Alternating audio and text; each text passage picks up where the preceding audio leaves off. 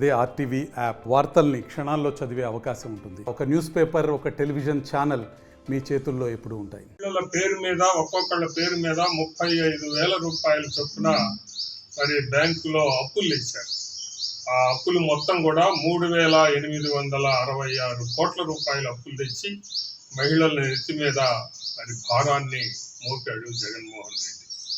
అంతేకాదు టిడ్కో ఇళ్ళు, ఆ రోజున చంద్రబాబు నాయుడు గారు ఈ రాష్ట్రంలో 7.5 లక్షల గృహాలని టిడ్కో ఇళ్ల నిర్మాణాన్ని చేపట్టి ఆయన దిగిపోయే నాటికి దాదాపు 2,60,000 గృహాలు దాదాపుగా పూర్తయిపోయినటువంటి దశలో వాటన్నిటినీ కూడా మూలన పెట్టి ఈ రోజుకి కూడా లబ్ధిదారులకి ఇవ్వనటువంటి పరిస్థితే కాకుండా దాని మీద మళ్ళా 10,000 కోట్ల రూపాయల అప్పు తెచ్చాడు.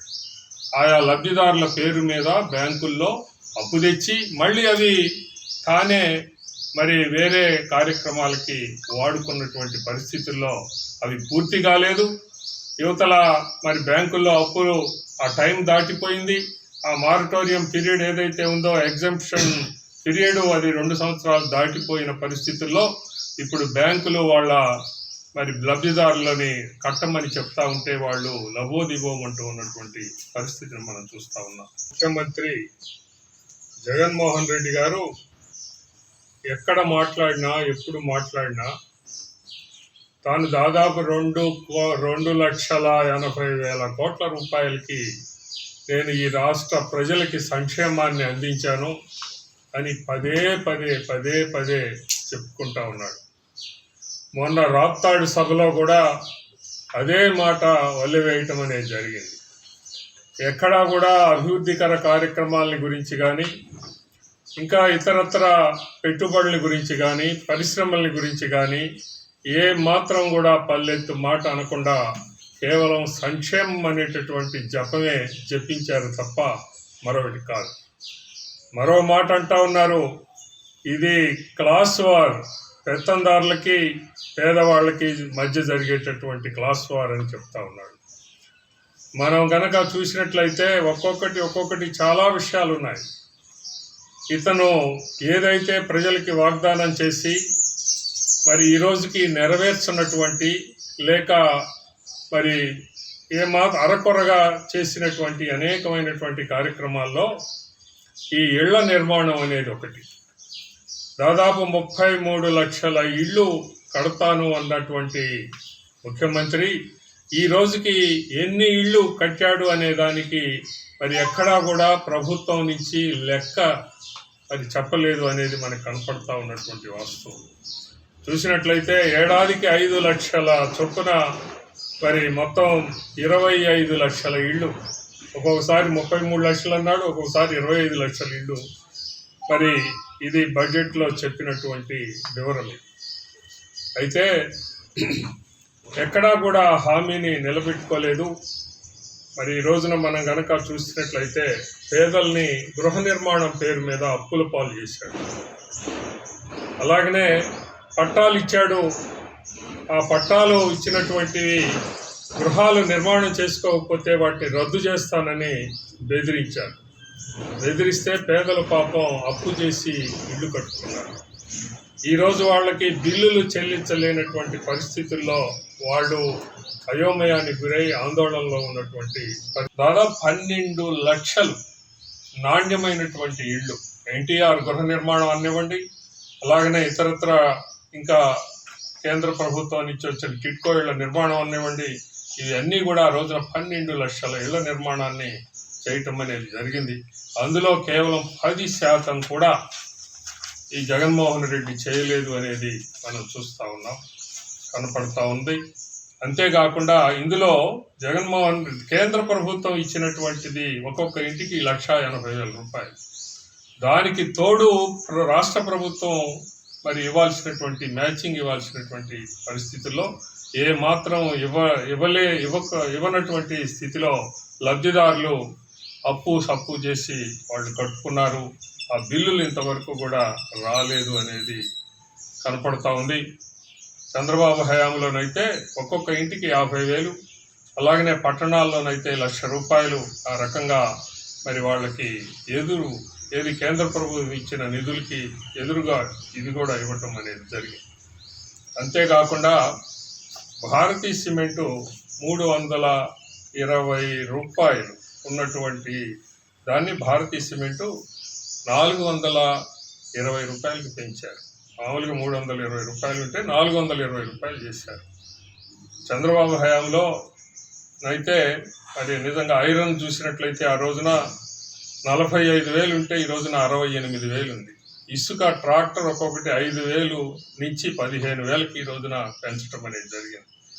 ఈ రకంగా చిన్న చిన్న ఇళ్ళు కట్టాలన్నా కూడా 5 లక్షల రూపాయలు పైచీలకు అవుతా ఉంటే కేవలం 1,80,000తో మరి ఇచ్చి అప్పు చేసి వాళ్ళు నిర్మించుకున్నటువంటి స్థితిలో ఏ రకంగా మరి ఈ లబ్ధిదారులు ఈ రోజున అప్పుల్ని తీర్చాలి అనేది ప్రశ్నార్థకమైపోయినటువంటి స్థితి. పూర్వం ఆనాటి ప్రభుత్వాలు ఈ పేదల యొక్క ఇళ్ల నిర్మాణానికి కేవలం 4 తడికెలు, 6 ఎదురు బొంగులు, ఒక 20 తాటాకులు ఇచ్చేటటువంటి వాడు ఆ రోజున. అది ఆ రోజున ఉన్నటువంటి పరిస్థితి. అయితే ఎన్టీఆర్ వచ్చినాక, తెలుగుదేశం పార్టీ ప్రభుత్వం వచ్చాక పక్కా ఇళ్ల నిర్మాణం చేపట్టడం అనేది జరిగింది. ప్రపంచంలో ఆనాటికి ప్రపంచంలో ఒక్క సోవియట్ రష్యాలో తప్ప ప్రభుత్వమే ప్రజలకి ఇళ్లు కట్టేటటువంటి ఆ యొక్క స్కీమ్ అనేది లేదు. అది ప్రథమంగా ఎన్టీ రామారావు ఆంధ్రప్రదేశ్లోనే ప్రారంభించడం అనేది జరిగింది. అప్పటి నుంచే ఈ పక్కా ఇళ్ల నిర్మాణం అనేది మొదలైంది. ఆ తర్వాతనే దేశవ్యాప్తంగా కూడా ఈ రకంగా చేయటం అనేది మొదలైంది. ఇలాంటి పరిస్థితుల్లో చంద్రబాబు నాయుడు గారు మరి ఈ ఇళ్ల నిర్మాణాన్ని ప్రజలకి పూర్తిగా పనికి వచ్చేటటువంటి విధంగా, వాళ్ళకి ఒక గొప్ప ఆస్తిని మరి సమకూర్చేటటువంటి విధంగా ఆ రోజున ఈ టిట్కో ఇళ్ళు కానివ్వండి, అలాగనే ఎన్టీఆర్ గృహాలు కానీ నిర్మాణం చేయటం అనేది జరిగింది. 5 ఏళ్ల పరిపాలనా కాలంలో 12.56 లక్షల గృహాలు ఆ రోజున చంద్రబాబు గారు నిర్మించారు. గ్రామీణ ప్రాంతాల్లో 7,76,456 గృహాల నిర్మాణం జరిగింది. పట్టణ ప్రాంతాల్లో 2,62,216 జరిగింది. గతంలో నిర్మాణం ఆగిపోయిన వాటిని తిరిగి నిర్మాణం చేసిన గృహాలు కూడా ఉన్నాయి. 2,17,375. ఆ రకంగా 12,56,375 గృహాలు నిర్మాణం చేయటం అనేది జరిగింది. ఇంతటి మరి ఈ యొక్క వివరం మనం గనక చూసినట్లయితే జగన్మోహన్ రెడ్డి ఏ రకంగా ఇళ్ల నిర్మాణం పేరు మీద, అలాగనే ఈ యొక్క ఇళ్ల స్థలాలు ఇస్తున్నాను అనేటటువంటి పేరు మీద ప్రజల్ని మోసగించాడు అనేది మనకి పూర్తిగా కనపడతా ఉంది. కానీ అదే పదిగా వల్లవేస్తూ ఉన్నాడు. సంక్షేమం నేను ఇచ్చాను, ప్రతి గృహానికి కూడా ఇంత లబ్ధి జరిగింది, అంత లబ్ధి జరిగింది అని ప్రతి చోట కూడా మాట్లాడుతున్నటువంటి జగన్మోహన్ రెడ్డిని ఒకటే ప్రశ్నిస్తూ ఉన్నాం. నీవు మరి భవిష్యత్తు ఏం చేశావు? ఆంధ్రప్రదేశ్ ప్రజల యొక్క భవిష్యత్తుకి ఏ రకంగా నువ్వు పూచీపడ్డావు? ఎన్ని ఉద్యోగాలను ఇచ్చావు? ఎంతమందికి ఉపాధి కల్పించావు? ఏ రకంగా ఈ రాష్ట్ర ప్రజల యొక్క తలసరి ఆదాయాన్ని పెంచావు?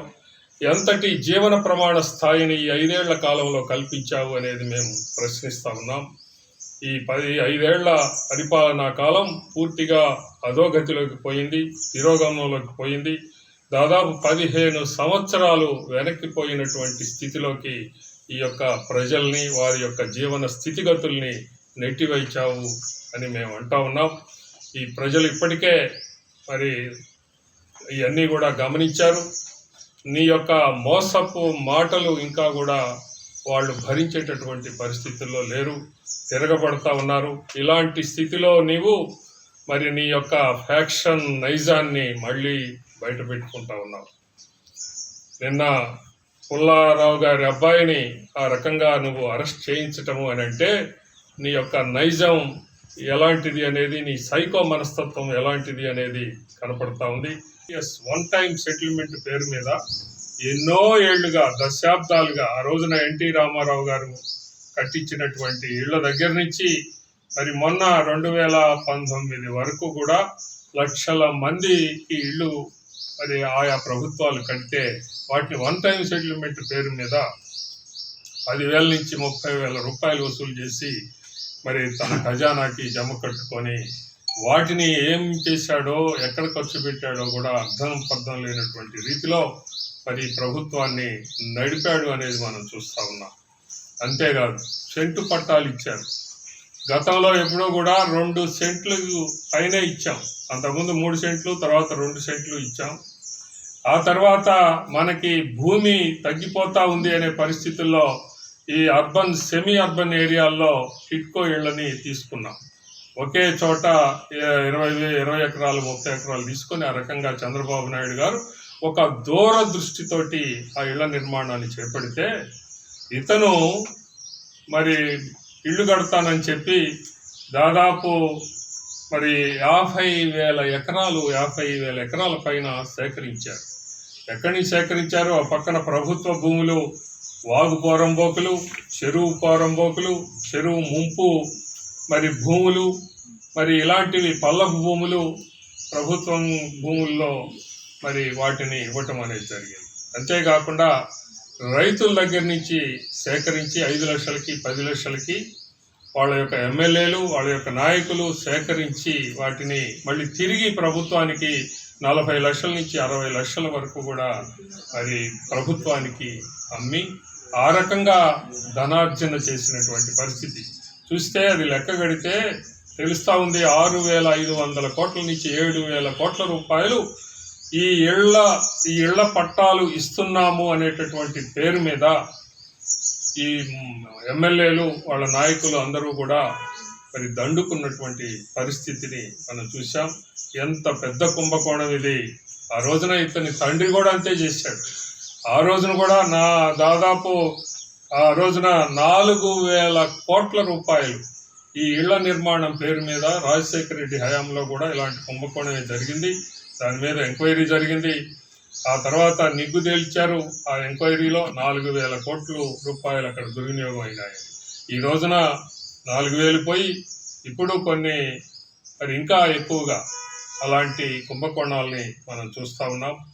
సరే, ఇవన్నీ ఒక పక్కన అయితే సరే, ఇళ్ళు అరకొరగా కట్టినటువంటి ఇళ్ళు వాటిని మనం గమనిస్తే పూర్తిగా భారతీ సిమెంటే.